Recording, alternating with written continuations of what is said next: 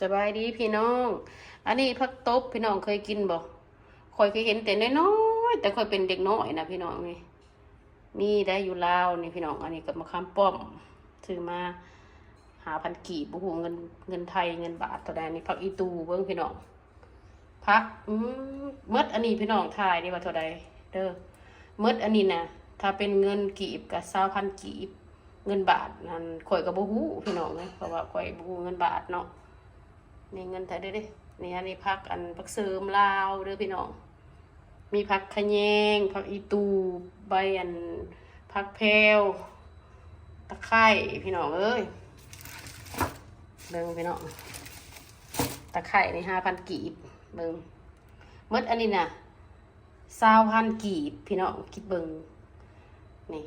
อันนี้นะ3,000กีบอันนี้นะ5,000กีบมะขามป้อมเนี่ยก็5,000กีบพี่น้องเบิ่ง